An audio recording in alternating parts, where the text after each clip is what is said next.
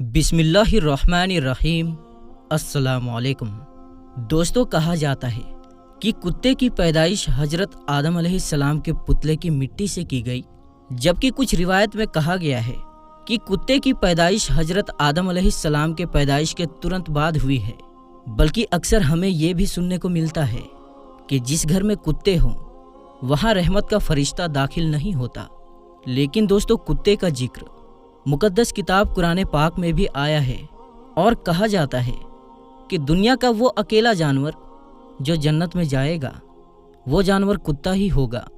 लिहाजा इन सब बातों को मद्देनज़र रखकर आज की इस वीडियो में आप जान पाएंगे कि कुत्ता किस शक्ल में जन्नत में जाएगा और अस्हाबे कहफ के साथ कुत्ते को भी गुफा में आखिर क्यों भेजा गया।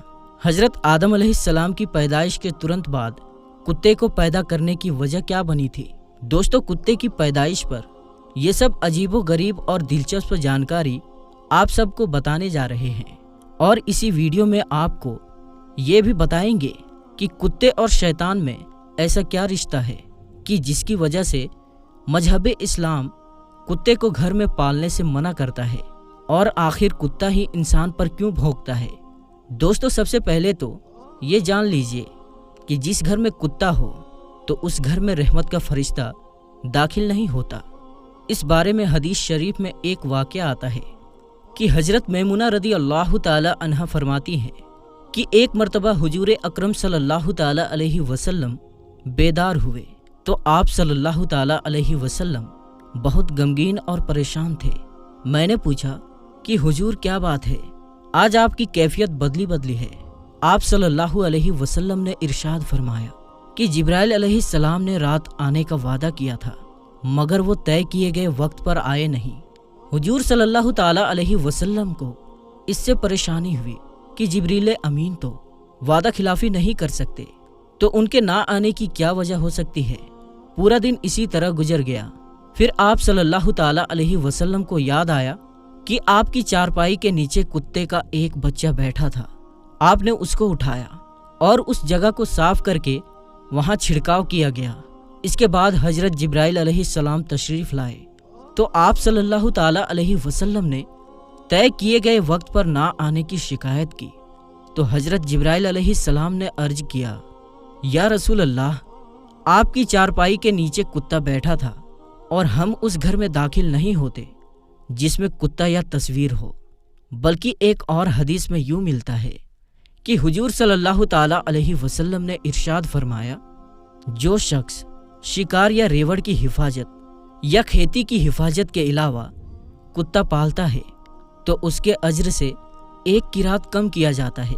तो दोस्तों, साबित हुआ कि घर में फरिश्तों के दाखिल ना होने और बर्तन नापाक करने और दूसरी बहुत सी वजूहात पर कुत्ता घर में रखने से मना किया गया है। जब घर में कुत्ता पला हुआ होता है तो वो घर वालों की बेखबरी में खाने पीने के बर्तन वगैरह में मुंह डालता रहता है और जाहिर है घर वाले चूंकि बेखबर होते हैं इसलिए वो इन बर्तनों को धोए मांजे बगैर उनमें खाते पीते हैं। लेकिन मजहब इस्लाम ने सिर्फ 3 सूरतों में कुत्ता रखने की इजाज़त दी है, यानी शिकार, खेती बाड़ी या जानवरों के लिए कुत्ता पाला जा सकता है। दोस्तों, कुत्ते की पैदाइश के बारे में ये भी जान लीजिए कि मजहब की पुरानी किताबों में लिखा है कि इब्लीस यानी शैतान जिन था और अल्लाह ताला ने उसकी इबादत के बाइस उसे फरिश्तों में शामिल कर लिया था और उसे उनका सरदार बना दिया था। इसके बाद उसकी रियाजत का सिलसिला जारी रहा। इस कायनात का कोई ऐसा चप्पा या कोई ऐसा टुकड़ा नहीं था जिस पर इब्लीस ने सजदा ना किया हो। ये उन सजदों, उन रियाजतों और उन इबादत का नतीजा था कि अल्लाह तबारक व तआला ने इब्लीस को फरिश्तों का सरदार बनाया।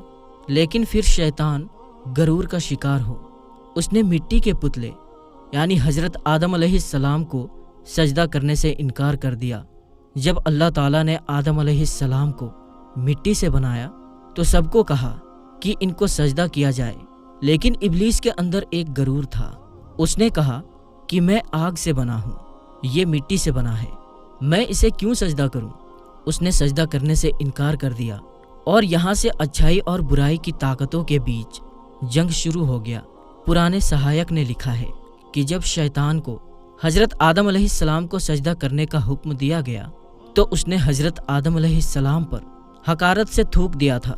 شیطان کا تھوک حضرت آدم علیہ السلام کے پیٹ پر گرا تھا اور اس کے بعد اللہ تعالیٰ نے حضرت جبرائیل علیہ السلام کو تھوک والی جگہ سے مٹی نکالنے کا حکم دے دیا تھا۔ حضرت جبرائیل علیہ السلام نے یہ مٹی نکالی تو حضرت آدم علیہ السلام کے پیٹ پر ایک چھوٹا سا سوراخ بن گیا۔ یہ سوراخ ناف کی شکل میں آج بھی ہمارے پیٹ میں موجود ہے۔ اللہ تعالیٰ نے اس ناف کی مٹی سے جس پر شیطان نے تھوکا تھا اس سے کتے کو بنایا تھا۔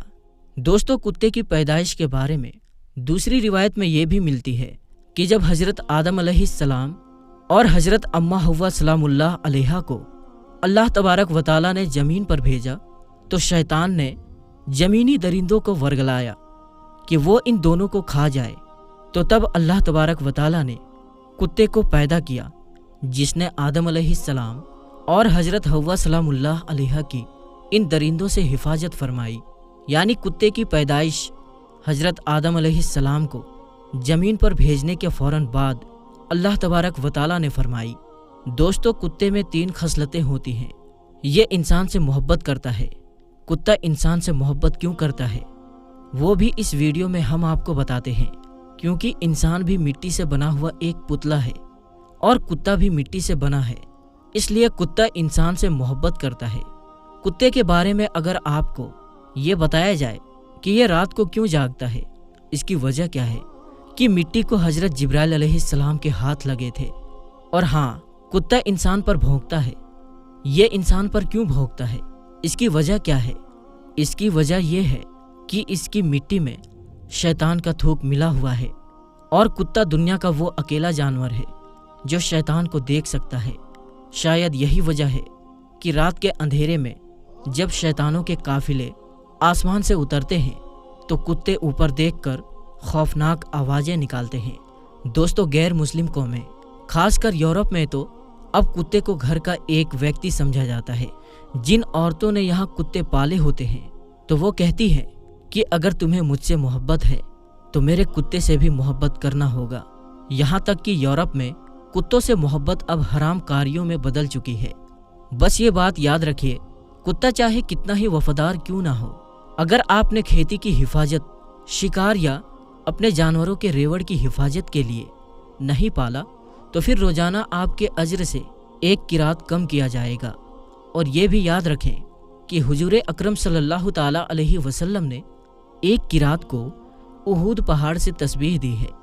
اب آپ خود اندازہ کر لیجئے کہ کس طرح اجر آپ روزانہ گوا رہے ہیں۔ اللہ تبارک و تعالیٰ نے سورۃ اعراف میں بلم بن بورا، جو کہ ایک نیک اور عابد شخص تھا، پھر اس نے نفس کی لذت اور دنیا پرستی کے کام شروع کیے تو پھر اللہ تعالیٰ نے اس کو کتے سے تسبیح دی ہے، اور وہ روز قیامت کتے کی شکل میں دوزخ میں داخل ہوگا، اور اصحاب کہف کا کتا بلم بن بورا کی شکل میں جنت میں جائے گا۔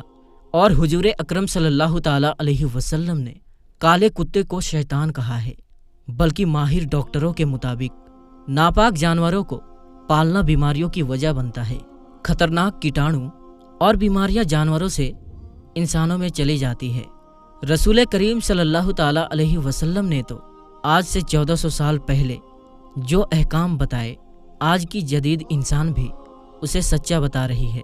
ماہر ڈاکٹروں کی سہمت سے ملی رائے یہ ہے کہ جانوروں میں پائے جانے والے خطرناک کیٹاڑو انسانوں میں چلے جاتے ہیں، جو بیماری پھیلنے کی وجہ بنتے ہیں۔ اور اسلام کی روح سے کتا ایک ناپاک جانور ہے۔ اگر ہم اسلام کی تعلیمات پر عمل کریں اور ناپاک جانوروں کو پالنے سے گریز کریں تو خطرات سے محفوظ رہ سکتے ہیں۔ افسوسناک بات یہ ہے کہ آج کتوں، بلیوں اور دوسرے ناپاک جانوروں کو پالنے کا فیشن بن چکا ہے، بلکہ پالتو جانوروں کو اسٹیٹس سمبل سمجھا جاتا ہے۔ دوستو، اسلام نے مسلمانوں کو حکم دیا ہے کہ جس برتن میں کتا منہ ڈال دے اسے پاک کرنے کے لیے 7 مرتبہ دھویا جائے۔ ایک روایت میں 8ویں بار مٹی سے پاک کرنے کے الفاظ بھی ملتے ہیں۔ آج کی سائنس بتاتی ہے کہ کتے میں انتہائی خطرناک کیٹاڑو پائے جاتے ہیں جو برتن کو بار بار دھونے سے ہی ختم ہو سکتے ہیں۔ آپ اندازہ لگائیں، اسلام نے یہی بات آج سے 1400 سال پہلے بتا دی، जब इंसान का वजूद तक ना था। हमें समझ जाना चाहिए कि अल्लाह के प्यारे नबी हुजूर सल्लल्लाहु ताला अलैहि वसल्लम ने जो अहकाम हमें दिए, इंसानियत की भलाई इसे मान लेने में है। इसके मुकाबले में अकल के घोड़े दौड़ाकर दलाइल देने से गुरेज करना चाहिए। एक अंग्रेजी डॉक्टर ने इस पानी की, जिसमें कुत्ते ने मुंह डाला था, खुर्दबनी के जरिए पता की तो उसे पता चला कि इस पानी में कुत्ते के लोआब यानी लार से जो कीटाणु आ जाते हैं वो मिट्टी के सिवाय किसी और चीज से नहीं मरते, क्योंकि मिट्टी में नौशादर ज़्यादा मिकदार में होता है जो और किसी चीज में नहीं होता, और ये कुत्ते के लार में पाए जाने वाले तमाम कीटाणुओं को ख़त्म करने के लिए काफ़ी होता है। इसलिए नबी अकरम सल्लल्लाहु ताला अलैहि वसल्लम ने मिट्टी का नाम लिया ताकि बाज़ारों में नौशादर तलाश ना करना पड़े। इसी तरह एक फ्रांसीसी डॉक्टर और उसकी डॉक्टर बेटी मिस्र में मुकीम थे। जब आपने ये हदीस पढ़ी तो फौरी तौर पर कुत्ते के सामने एक बर्तन में पानी रख दिया। जब वो उसको पी चुका तो उन्होंने खुर्दबनी से देखा कि उसमें कीटाणु मौजूद थे। पानी गिराकर कई बार धोया गया, मगर हर बार कीटाणु बर्तन में मौजूद थे। जब मिट्टी से मांजा गया और फिर धोकर खुर्दबनी में चेक किया गया तो कीटाणु ना सिर्फ बिल्कुल ख़त्म हो गए थे, बल्कि बर्तन भी पूरी तरह पाक और साफ हो गया था। इस पर दोनों बाप बेटी मुसलमान हो गए। दोस्तों, कुरान पाक में असहाबे कहफ का तज़किरा मिलता है, जहां उनके कुत्ते का जिक्र आया है। वो इमाम कुर्तुबी ने लिखा है कि इस शरीयत में कुत्ते पालने की इजाज़त होगी, इसलिए उन्होंने कुत्ता साथ लिया होगा, या किसी की बकरियों की हिफाजत के लिए था। और फ़रोई अहकाम में ऐसा होता रहता है कि मुख्तलिफ शरीयतों में फ़रोई अहकाम मुख्तलिफ दिए गए। बहरहाल असहाबे कहफ के वाक़या से कुत्ते को पालने के जवाज पर इस्तिदलाल करना दुरुस्त ना होगा। इसी तरह मुफस्सिरीन इकराम ने जहां असहाबे कहफ का जिक्र किया है तो वहां इस बात की भी वजाहत फरमाई है कि असहाबे कहफ का कुत्ता सुलह के साथ रहा। उसकी बरकत से अल्लाह पाक ने कुरान मजीद में उसका जिक्र फरमा दिया। ये उस कुत्ते की जुजबी फजीलत थी। असहाबे कहफ के कुत्ते से मुतलकन कुत्ते की फजीलत पर इस्तिदलाल करना दुरुस्त नहीं। दोस्तों, यहाँ काबिल गौर बात यह है कि अल्लाह ताला और उसके रसूल करीम सल्लल्लाहु ताला अलैहि वसल्लम ने इंसानों के लिए जो अहकाम बनाए हैं वो हर लिहाज से इंसानों के लिए मुफीद है। एक मुसलमान के लिए ये बात काफ़ी होनी चाहिए कि अल्लाह ताला ने इस काम से रुकने का हुक्म दिया है, क्योंकि एक मोमिन की शान ये है कि अल्लाह ताला के नबी हुजूर सल्लल्लाहु ताला अलैहि वसल्लम ने जिस काम के करने का हुक्म दिया है वो करें, और जिस काम से मना किया है उससे रुक जाएं। उसका नाम इताअत है, और इससे इनहराफ नाफरमानी कहलाता है। अगर हम अकल और महज शौक की बुनियाद पर वो काम करना शुरू कर देंगे जिससे मना किया गया है तो इसका नतीजा सिवाय नुकसान के कुछ नहीं होगा। अल्लाह तबारक व तआला से दुआ है कि अल्लाह तबारक व तआला हमें हुजूर नबी करीम सल्लल्लाहु ताला अलैहि वसल्लम के बताए हुए तरीके के मुताबिक ज़िंदगी गुजारने की तौफीक अता फरमाए, और अल्लाह ताला हमें नापाकी और गंदगी से महफूज रखे। आमीन या रब्बुल आलमीन।